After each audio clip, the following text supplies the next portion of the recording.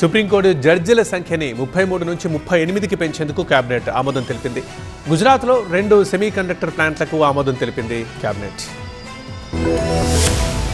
ప్రధాని మోదీ అధ్యక్షతన జరిగిన కేబినెట్ సమావేశంలో కీలక నిర్ణయాలు తీసుకున్నారు. బెంగాల్ అసెంబ్లీ ఎన్నికల్లో ఘన విజయం సాధించినందుకు ప్రధాని మోదీకి అభినందనలు తెలిపారు కేబినెట్ మంత్రులు. అయితే గెలుపు మరింత బాధ్యత పెంచుతుందన్నారు మోదీ. సుప్రీంకోర్టులో జడ్జిల సంఖ్యను 33 నుంచి 38కి పెంచేందుకు కేబినెట్ ఆమోదం తెలిపింది. 4000 కోట్ల రూపాయల అంచనా వ్యయంతో కూడిన 2 కొత్త సెమీకండక్టర్ల ప్రాజెక్టులకు ఆమోదం తెలిపారు. సుచి సెమికాన్, క్రిస్టల్ మెట్రిక్ సంస్థలు ఈ ప్రాజెక్టును చేపట్టనున్నాయి. ఈ 2 ప్రాజెక్టులు కూడా గుజరాత్ రాష్ట్రంలోనే ఏర్పాటు కానున్నాయి. దీనివల్ల గుజరాత్ దేశంలోనే అతిపెద్ద సెమీకండక్టర్ హబ్ గా అవతరించనుంది. క్రిస్టల్ మెట్రిక్స్ 3068 కోట్లతో సంస్థ థోలేరాలో మినీ, మైక్రో ఎల్ఈడి డిస్ప్లే యూనిట్లు తయారు చేసే ప్లాంట్లను ఏర్పాటు చేస్తుంది. స్మార్ట్ ఫోన్లు, టాబ్లెట్లు మరియు ఇతర ఎలక్ట్రానిక్ గ్యాజెట్ల కోసం అత్యాధునిక డిస్ప్లే చిప్స్ కూడా ఇక్కడ సిద్ధమవుతున్నాయి. ఇక సుచి సెమికాన్ 868 కోట్లతో సూరత్ లో సెమీకండక్టర్ అసెంబ్లీ, టెస్టింగ్ మరియు ప్యాకేజింగ్ కేంద్రాన్ని నెలకొల్పుతోంది.